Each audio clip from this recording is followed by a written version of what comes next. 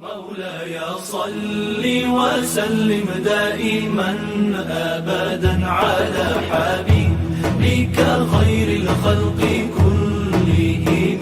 مولاي صل وسلم دائما أبدا على حبيبك. ورحمة الله وبركاته. الحمد لله والشكر لله والصلاة والسلام على رسول الله وعلى آله وصحبه ومن والاه. Rabbi shrah li sadri wa yassir li amri wahlul 'uqdatam min lisani yafqahu qawli. Sahabat TPW yang kami hormati, ada di sini Ustaz Joko Mustafa, ada Ustaz Jupri, oh di sana,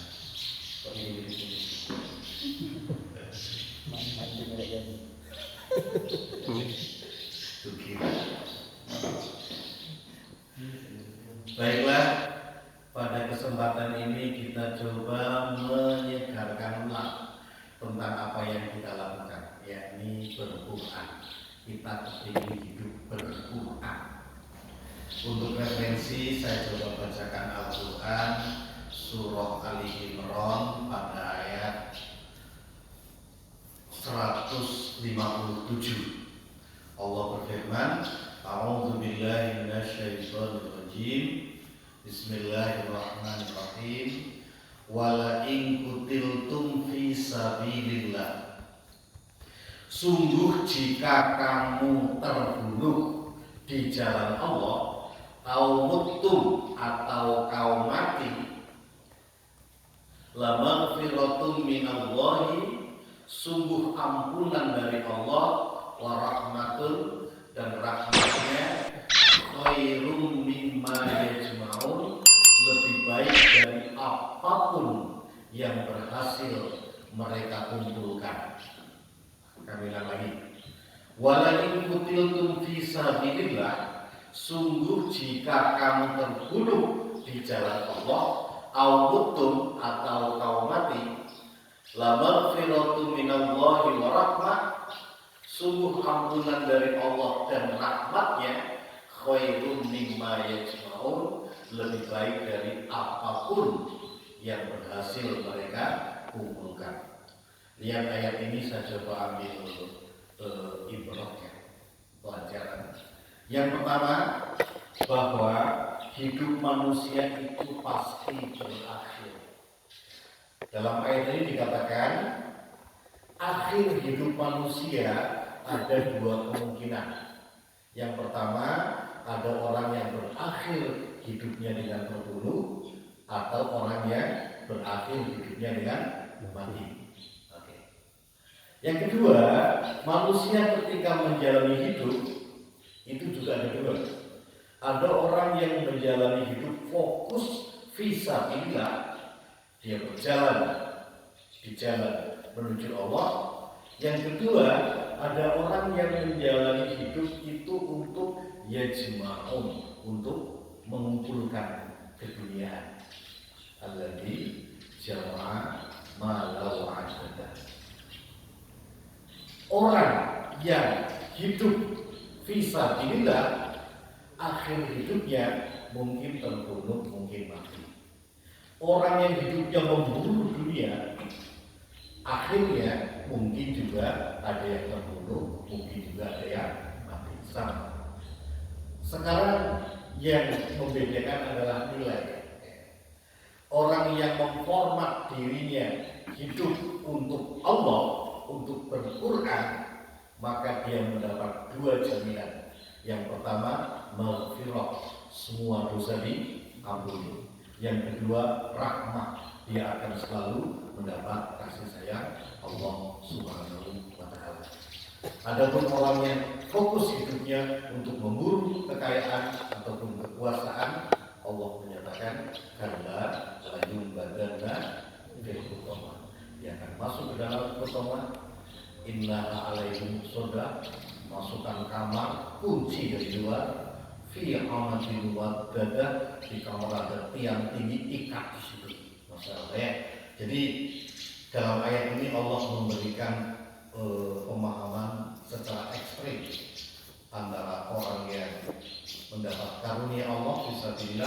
dan orang yang berakhir dengan siksa Allah.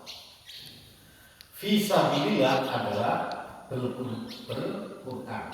Quran adalah panduan perjalanan menuju Allah. Aku pengen biar Dedek dan antum ikuti saya ya. Berquran ada 5, coba. Berquran ada 5. Satu. Internalisasi. Dua. Sosialisasi. 3. Aplikasi. 4. Ekspansi. 5. Proteksi.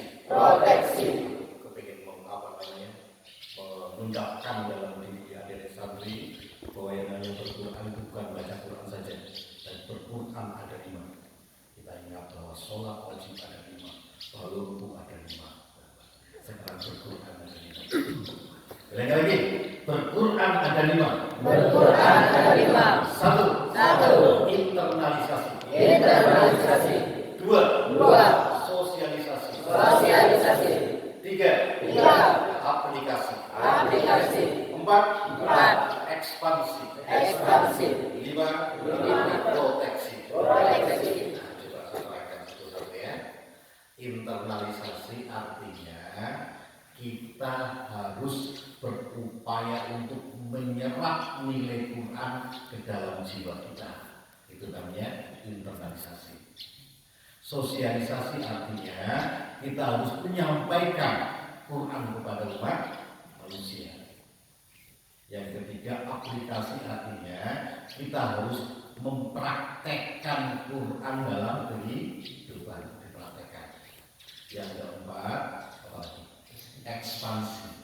Kita harus berupaya untuk memperluas jaringan jangkauan dalam berquran. Bukan kita saja, tapi harus diperluas. Yang kelima artinya proteksi, melindungi area wilayah yang sudah dilaksanakan Quran, kita harus lindungi, jangan sampai ada setan masuk mengobrak-abrik.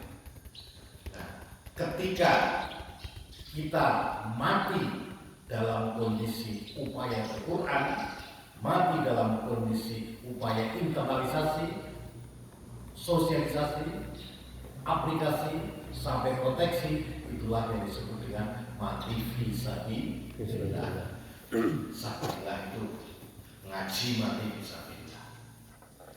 Oke, sekarang kita mulai dari internalisasi, cara untuk meresapkan Quran dalam diri kita. Banyak caranya, kita ambil 5 ya. 5. Yang pertama, al-qiraah. Kita harus membaca Quran. Iqra'ul Quran fa innahu ya'ti yaumil qiyamati syafi'an li ashabihi. Bacalah Quran karena Quran pasti datang memberi pembelaan pada hari kiamat. Yang kedua, tartil wa rattilil Qur'ana tartila. Baca pelan-pelan sesuai dengan makhraj tajwidnya sehingga terjadi kesamaan bacaan. Karena kalau nggak tartil itu ya, kita membaca sesuai dengan dialek masing-masing. Orang Jawa Tengah itu nggak bisa baca ain, dia baca ngain. Ghairil maghdubi alaihim gitu ya. Itu Jawa Tengah. Jogja itu sulit membaca za, dibaca iya, yakat, wa atu yakat gitu ya. Kadang Ahmad dibaca Ahmad, Pak Ahmad. Ya. Kalau Sulawesi Selatan sulit baca dar, dibaca sin. Ustaz jadi ustaz. Kemana ke ustaz? Nun dibaca ain, telepon dibaca telepon. Ya itu kan dialek ya. Muhammad pun dibaca Muhammadong. Nah ini Pak Madong. Ini Pak Muhammad tapi Muhammadong. Ya itu namanya dialek. Nah kalau tidak ada tartil, biasanya orang baca sesuai dengan dialek masing-masing. Maka perlu ada sanad. Alhamdulillah kita di Jadwal sudah banyak santri yang punya sanad dengan bacaan standar, sehingga terjadi kesamaan bacaan. Berikutnya ada juga tadabbur. Afala yatadabbarunal Quran, apa mereka tidak merenungi Quran? Amala qulubin aqfaluha, atau hatinya tertutup. Yang keempat ada juga ta'allum. Khairukum man ta'allamal Quran wa 'allamahu. Orang terbaik adalah orang yang membaca apa? Mempelajari Quran dan membacakannya. Ada juga tahfidz, menghafal.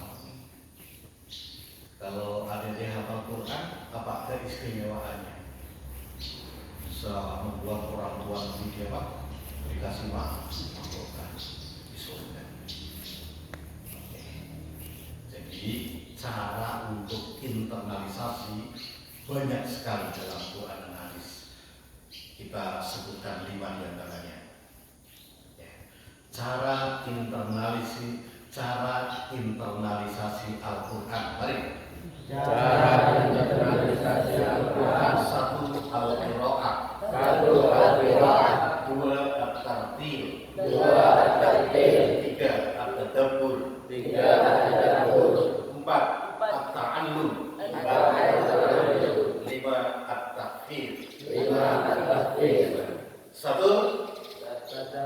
Al-Qira'ah. 2. At-tartil. 3. At-tadabbur. 4. At-ta'allum. 5. Aku tidak banyak keterangan, pokoknya apa-apa aja. Dia nanti terangkan sama aku. Sekarang kedua, sosialisasi. Mau ambil berapa? 5 juga ya? 5. Oke, 5 berani ya. Yang pertama, at-tabligh. Tabligh artinya apa? Menyampaikan. Balighu anni walau ayat. Yang kedua, ad-dakwah. Artinya apa? Dakwah mengajak, rekrutmen. Ud'u ila sabili rabbika bil hikmati wal mau'izatil hasanah. Yang ketiga, al-inzar. Al-inzar, mengingatkan. Ditundiro qauman ma'undiro abaruhum fahum ghafilun. Masuk ke wilayah ingatkan kaum di mana nenek moyang mereka belum pernah mendapat peringatan ajaran Allah. Ya. Ingatkan. Wa anzir ashiratakal aqrabin. Kamu juga harus mengingatkan pada famili terdekat agar berquran semua ini. Ya. Ingat. Berikutnya at-ta'lim. At-ta'lim mengajar. Khairukum man ta'allama Al-Qur'an wa 'allamahu. Kita ajarkan Quran pada umat manusia. Dan maksudnya tidak sudah mulai al-mau'izah. Apa artinya? Memberikan nasihat. Coba al-mau'izah ini saya coba bacakan 10 ayat ya. Pada Quran surah Al-A'raf ayat 164. Allah berfirman begini. Wa in qalat ummatun minhum, ketika umat bertanya sama nabinya. Ya, kalau kita ya santri tanya sama kiai. Apa pertanyaannya? 5 ta'iduna qauman. Kenapa engkau memberi nasihat kepada kaum? Allahu muhlikuhum, di mana kaum itu nanti pasti dihancurkan oleh Allah.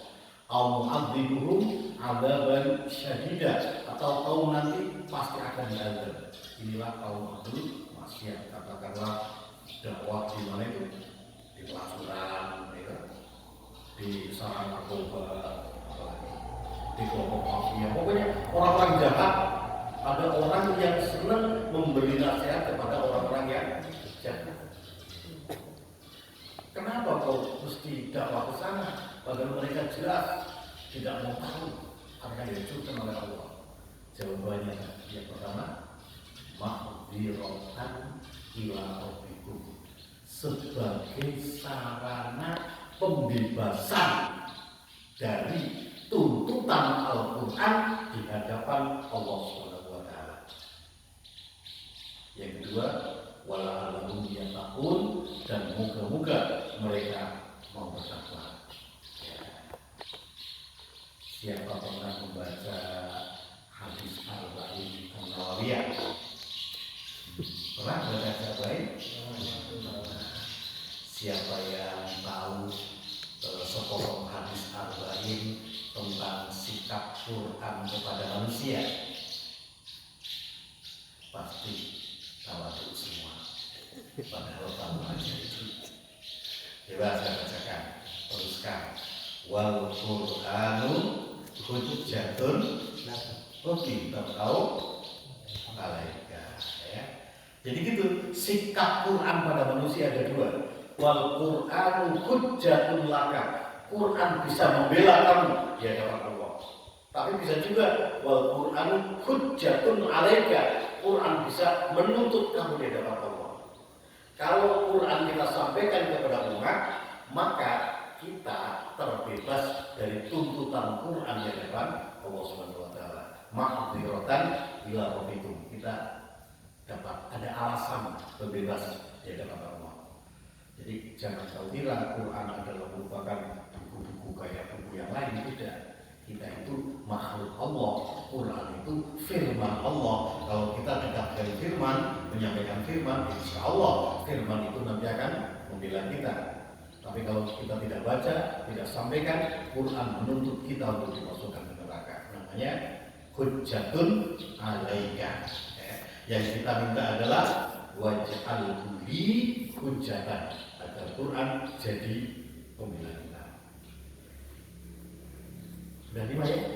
Yang pertama tabligh, yang kedua dakwah, yang ketiga al-inzar, yang keempat at-taqlim, yang kelima al-mau'izah. Oke. Sosialisasi Al-Quran. Mari. Sosialisasi Al-Quran. 1. At-tabligh. 1. At-tabligh. 2. Ad-dakwah. 2. Ad-dakwah. 3. Al-inzar. 3. Al-inzar. 4. At-ta'lim. 4. At-ta'lim. 5. Al-mau'izah. 5. Al-mau'izah. Oke, sebutkan 5 di antara cara menyampaikan Quran. 1. Al-tabligh. 2. Ad-dakwah. 3. Al-inzar. 4. At-ta'lim. 5. Oke, pokoknya dihafal atau serahkan bagaimana caranya. Sekarang yang ketiga. Yang ketiga adalah aplikasi. Apa? Mempraktekkan Quran. Kalau Quran sudah kita hafal, kita sampaikan, lalu kita tidak praktekkan, neraka juga itu. Dan gitu ya. Kamu tahu wajibnya sholat, wah tahu, dihafalkan. Lalu kau sampaikan pelajaran sholat, tapi kamu sendiri tidak pernah sholat, itu dosa itu. Jadi kita harus mempraktekkan. Nah, untuk mempraktekkan Quran, kita ambil satu ayat Quran ya. Walau anna ahlal qura amanu wattaqau la fatahna alaihim barakat minas sama wal ardh. Walau anna, dan sekiranya sungguh ahlal qura, warga sebuah area atau kawasan. Jadi untuk menerapkan Quran, yang pertama ada warga, ada orang. Yang kedua ada qura, ada kawasan. Berapa jumlahnya orang? Tidak ada batasnya. Nabi Ibrahim, Ismail, Hajar hanya 3 orang. Kawasannya hanya di pinggir fondasi Ka'bah. Ashabul Kahfi berapa orang? 7 orang. Qura kawasannya apa? Gua. Hanya sebuah gua. Jadi yang penting ada orang menempati itu kawasan.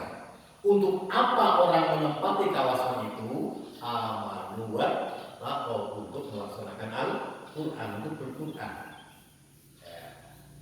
Kan banyak orang menempati kawasan tapi bukan untuk berquran. Bukan menempati kawasan untuk jualan, menempati kawasan untuk main-main, untuk pemukiman dan sebagainya. Tapi ada orang yang memang memformat diri menempati kawasan khusus untuk melaksanakan ajaran Allah. Namanya hijrah fisabilillah. Nabi Muhammad hijrah dari Mekah ke Madinah khusus untuk berquran. Begitu, ya. Nabi Musa hijrah dari tempatnya Fir'aun harus melewati laut karena kepingin mengamalkan Taurat di satu tempat. Alhamdulillah kita dari satu tempat ke sini, Ustaz Abi Mahmud, sekarang Ustaz Lukman, Ustaz Ali Hermawan, datang ke sini fokus kepingin berquran. Orang masuk ke Hidayatullah ini bukan kepingin menjadi pejabat, tidak.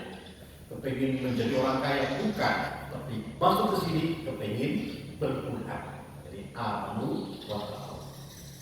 La fatahna alaihi barakah. Pastikan juga berkah dari langit dan bumi. Ya, itu ya. Jadi mempraktekkan Quran.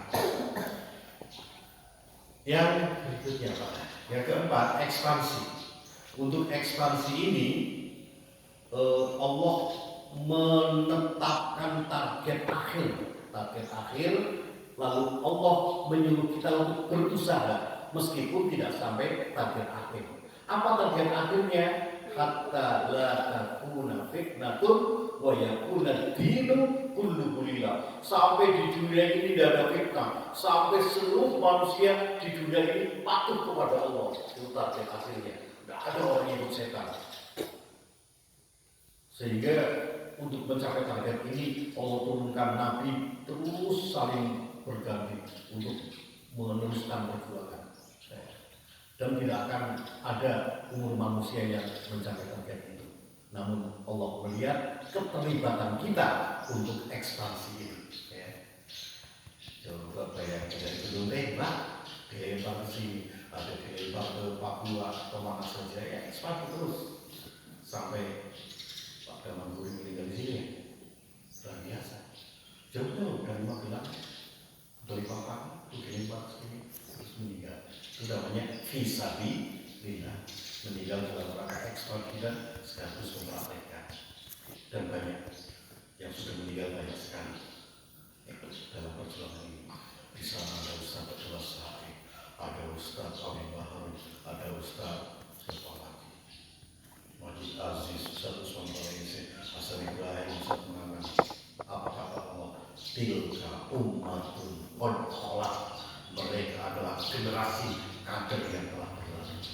Laha maka sahabat mereka telah mendapatkan nilai pahala dari karya mereka, dari perjuangan mereka. Walaupun maka satu untuk kalian apa andil kalian dalam perjuangan bisa ini kan itu. Walatus aluna kamu tidak akan dimintai tanggung jawab oleh Allah amma kanu ya'malun atas perjuangan generasi terdahulu. Kita bertanggung jawab atas pekerjaan kita, ya.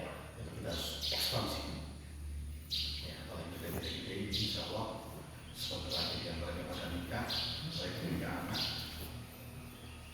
Ya, lembaga perjuangan ini kayak sarang guru. Almarhum Ustaz Abdullah Sa'id menggambarkan sarang guru.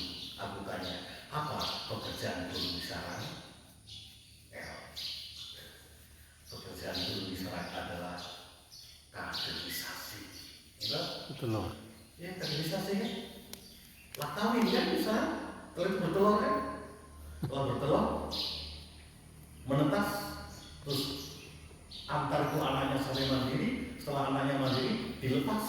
Lalu dia bikin sarang, persis seperti yang dibikin oleh hidupnya kan begitu. Nah, kalau kita jadi sarang dulu semua ini, lembaga perjuangan ini ya, berapa burungnya yang banyak sekarang. Kan gitu. Dan masing-masing nanti setelah nikah bikin sarang seperti yang dibikin sini. Wah, yakin ke depan kita akan cepat sekali perkembangannya. Filosofinya gampang aja, sarang dulu. Apa kamu dididik dulu sarang dulu? Gitu, kaderisasi. Bahkan Almarhum pernah mengatakan bukan sarang dulu, sarang laba-laba. Laba-laba sekali bertelur berapa itu? Gede kan telurnya tuh, mungkin ada 1000 kali.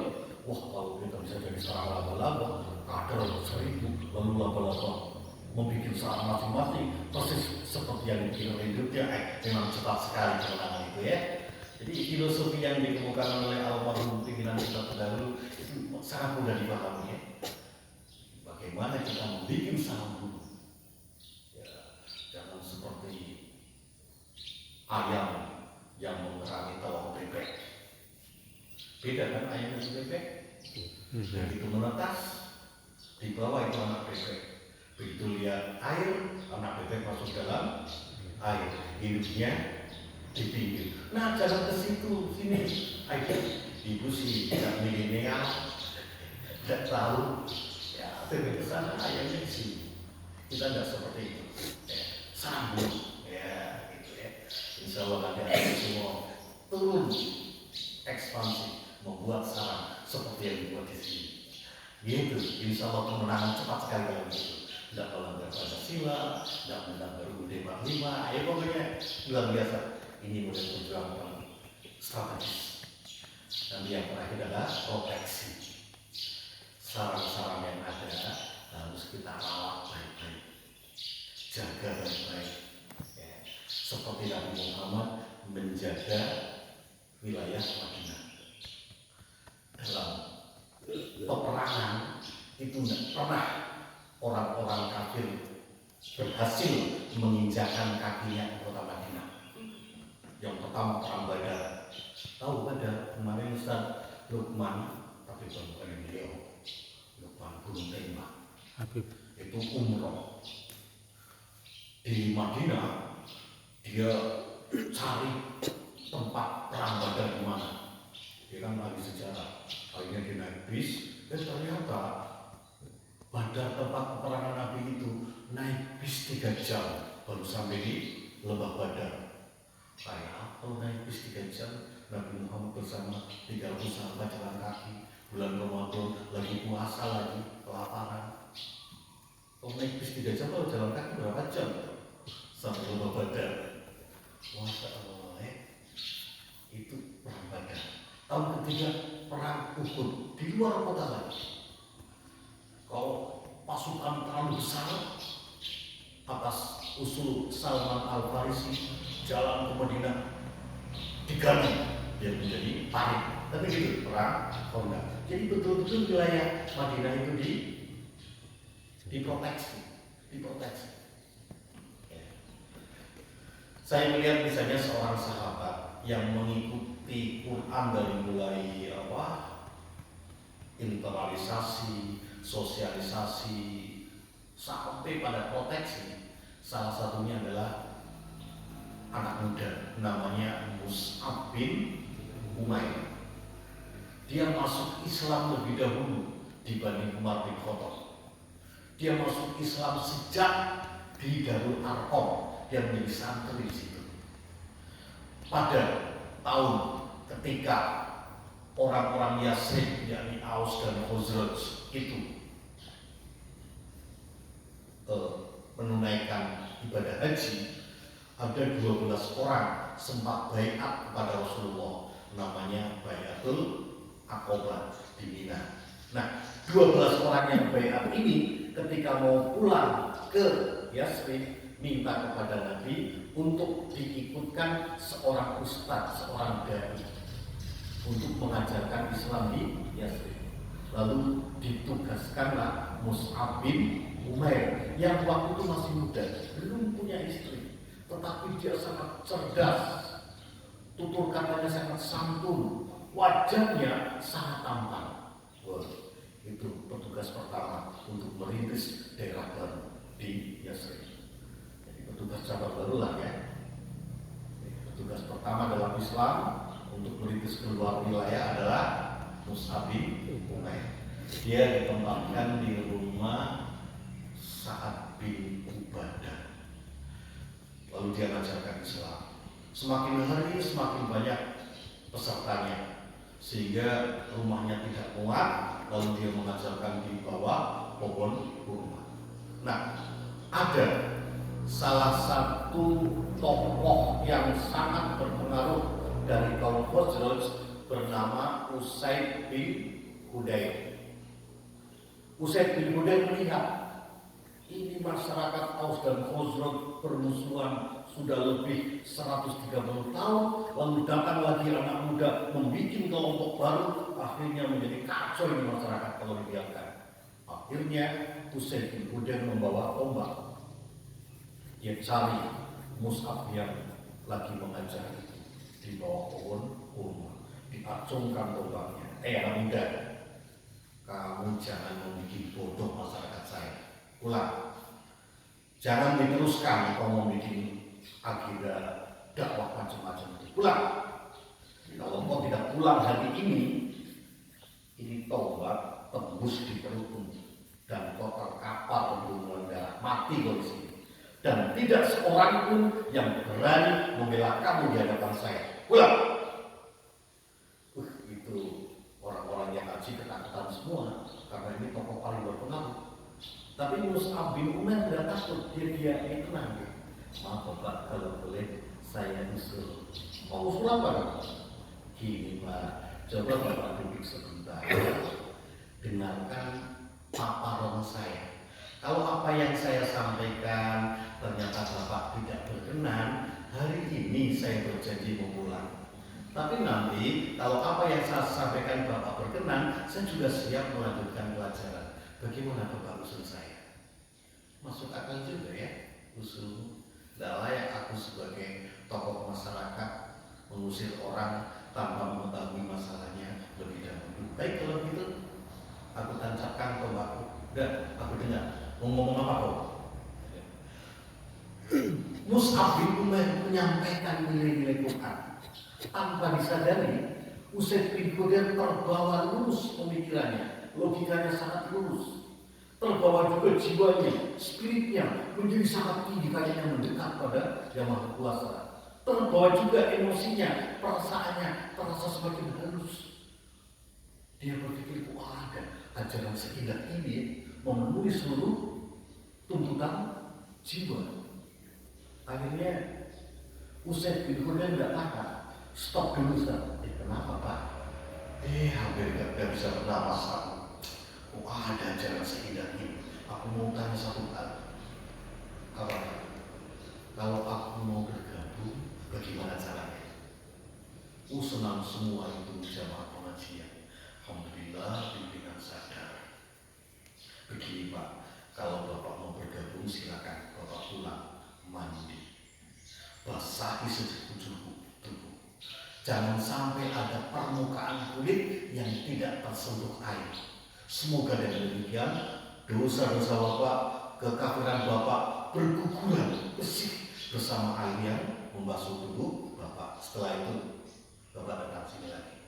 Baik Ustaz, saya usul pelajaran discourse ya. Discourse ini dulu. Kalau tidak aku ketinggalan, nanti kalau aku sudah mati teruskan. Setelah dia mandi, datang sambil memeras rambut kepalanya. Rupanya rambutnya panjang. Ustaz, sudah basah semua tubuh saya. Apa yang harus aku lakukan? Lalu Mus'ab bin Umair menuntun Usaid bin Hudair membaca 2 kalimat syahadat. Setelah membaca syahadat, apa yang terjadi? Tidak seorang pun di Madinah atau di Yathrib yang berani menghalangi dakwah Mus'ab bin Umair. Akhirnya Aus dan Khazraj yang sudah bermusuhan lebih 130 tahun cair menjadi bersaudara. Lalu diabadikan oleh Allah dalam Quran surah Ali Imran ayat 103. Allah menggambarkan in kuntum a'da'an, dulu kamu sebelum Quran bermusuhan terus, fa'allafa baina qulubikum, setelah ikut nilai Quran hati menjadi allafa, menjadi bersatu. Fa'asbahtum binikmatihi ikhwana, lewat nikmat Al-Quran kau menjadi bersaudara. Luar biasa. Dan Aus dan Khazraj atas dakwah Mus'ab bin Umair, mereka lalu terbentuk sebuah komunitas Quran dan siap menerima kehadiran Nabi. Lalu mereka dijuluki oleh Al-Quran sebagai kaum Al-Ansar, kaum Ansar. Seperti itu. Jadi Mus'ab bin Umair itu apa tadi? Dia internalisasi juga, sosialisasi juga, bahkan dia meratakan medan untuk aplikasi. Setelah Nabi datang, lalu Quran menjadi panduan dasar kota Madinah, aplikasi. Ya. Dia termasuk orang yang sampai pada tingkat proteksi. Begini, dalam perang Uhud, ini kayaknya Mus'ab belum nikah juga ini kasihan. Tahun ketiga Hijrah. Dalam perang Uhud, Mus'ab bin Umair kebagian membawa bendera perang. Ketika pasukan pemanah sekitar 70 personil di Bukit Uhud memanah orang-orang kafir, akhirnya pasukan kafir Quraisy itu berantakan.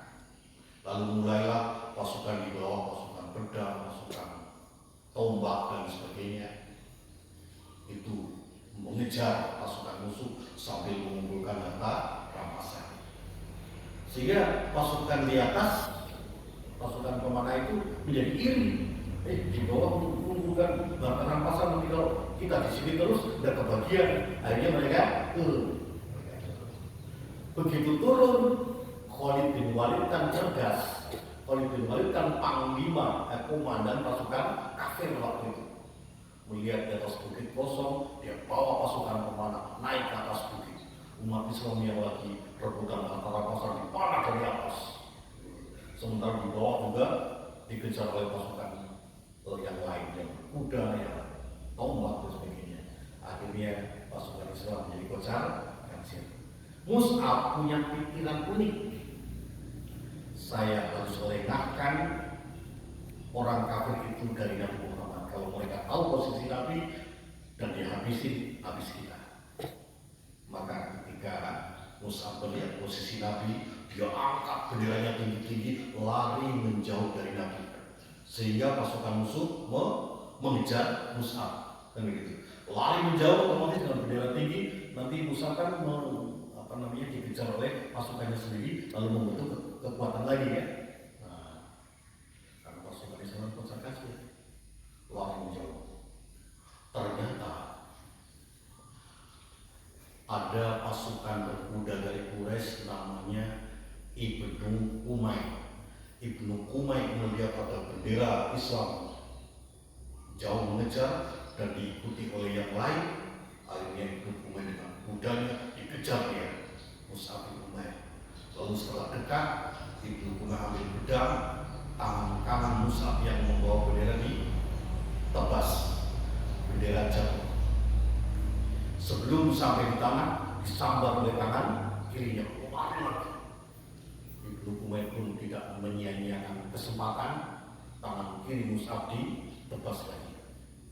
Dan bendera jatuh dengan dua sisa tangan, Mus'ab menunduk untuk mengambil bendera itu.